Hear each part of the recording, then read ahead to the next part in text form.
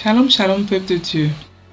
Bienvenue à la Rhapsodie du jeudi 9 septembre 2021. Rhapsodie écrite par le pasteur Chris Oyakilome et la lecture vous est offerte par les vérités de l'évangile. Le thème d'aujourd'hui est « Nous croyons et parlons » et le verset de 2 Corinthiens 4, verset 13 qui se lit comme suite.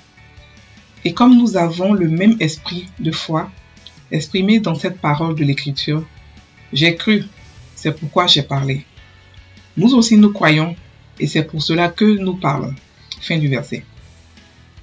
Le pasteur dit, beaucoup lisent notre verset d'ouverture comme si nous parlons pour croire, mais ce n'est pas le cas. Lorsque nous confessons la parole, ce n'est pas pour que nous puissions enfin croire ce que nous disons. Lisez ce qu'il dit. Nous avons le même esprit de foi. Selon qu'il est écrit, j'ai cru, et c'est pourquoi j'ai parlé. Nous aussi, nous croyons, et c'est pour cela que nous parlons. C'est le principe de l'esprit de la foi. La foi agit de l'intérieur vers l'extérieur, et non l'inverse. Nous parlons parce que nous avons cru.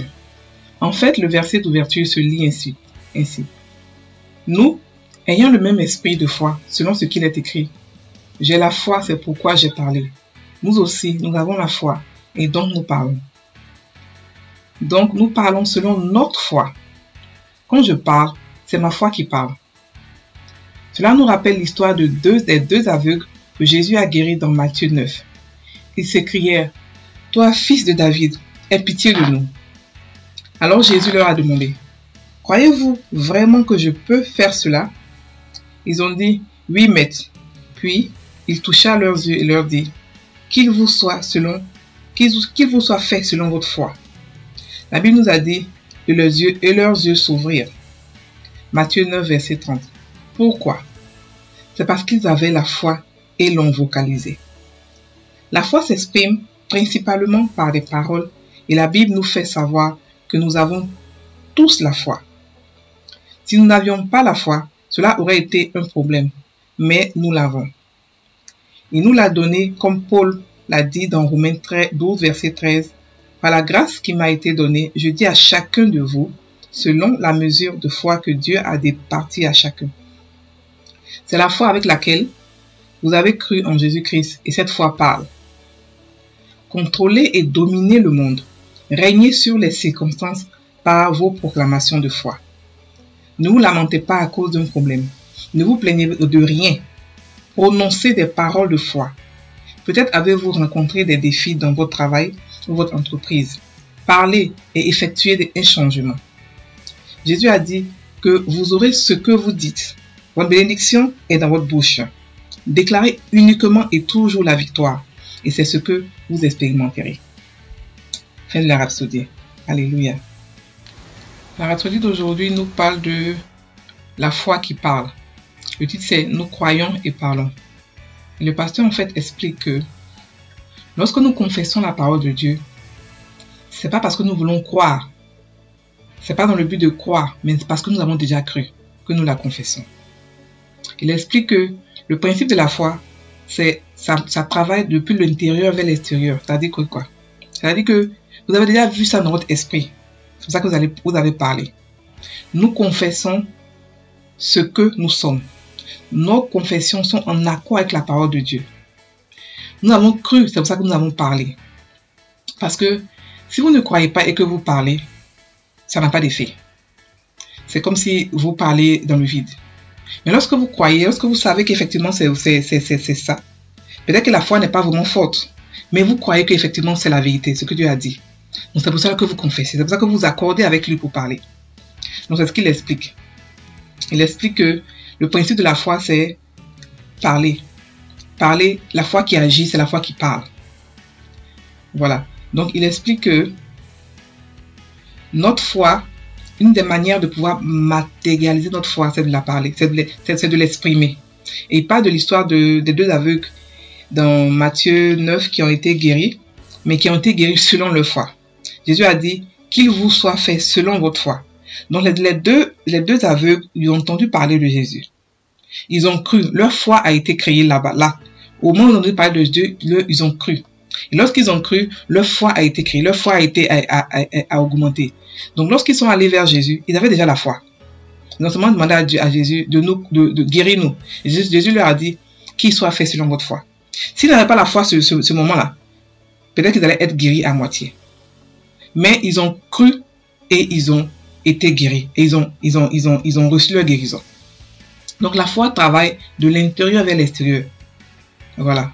La foi est une ferme assurance des choses qu'on espère. C'est-à-dire que vous avez déjà vu ça spirituellement. Vous avez déjà dans votre esprit, dans votre imagination, vous avez déjà vu la chose. Et maintenant, vous parlez pour l'envoyer à l'existence. Voilà. Donc, lorsque nous parlons, nous l'envoyons à l'existence dans notre vie. Mais pas parce que nous n'avons pas cru. Pas parce que nous voulons croire en cela, non. Nous avons déjà cru. C'est pour cela que nous l'envoyons à l'existence. Nous la vocalisons. Donc, le pasteur dit que la foi s'exprime principalement par des paroles. Elle s'exprime aussi par d'autres choses, mais principalement par des paroles. Voilà. Donc, pour ceux qui veulent comprendre la foi, on a un livre sur la chaîne YouTube qui parle de comment faire marcher, comment faire fonctionner votre foi. Vous pouvez lire là-dessus. Donc, et il explique aussi que nous avons tous la mesure de la foi. C'est quoi la mesure de la foi? C'est la foi que nous avons reçue lorsque nous sommes nés de nouveau. Quand nous avons entendu parler de Jésus pour la première fois, nous avons reçu une foi. Cette foi nous a permis de naître de nouveau, de devenir chrétiens. Et cette foi-là, elle est donnée à nous tous en quantité minime. Mais cette quantité-là peut faire de grandes choses. Donc, nous avons toute la foi. Donc, les prières de Jean, Seigneur, donne-moi la foi, c'est pas biblique. Nulle part dans la Bible, il est écrit qu'il faut prier pour avoir la foi. Les disciples ont demandé à Jésus, Seigneur, augmente notre foi. Qu'est-ce qu'il a répondu? Il a dit que si vous avez la foi comme un grain de sénévé, vous direz à cette montagne, lève-toi de là et pars là-bas. C'est pour dire que vous avez déjà la foi. Pas besoin de prier pour la foi. Vous avez reçu la mesure de la foi en tant que chrétien. Cette foi-là peut faire de grandes choses. Il suffit de la travailler, de la faire grandir et de l'utiliser. Elle ne peut pas rester dormante, sinon elle ne va rien faire, elle ne va rien accomplir. Dans le passé, dit de contrôler et dominer le monde avec votre foi. Régnez sur les circonstances par vos proclamations. Lorsque les problèmes arrivent, ne paniquez pas. C'est vrai que lorsque vous recevez pour la première fois la nouvelle, c'est paniquant. Mais après, lorsque vous êtes vraiment énervé sur le problème, c'est le moment de pouvoir prier. C'est le moment de pouvoir adresser le problème. C'est le moment de pouvoir combattre et contrôler les circonstances. Donc, vous pouvez le faire par votre foi.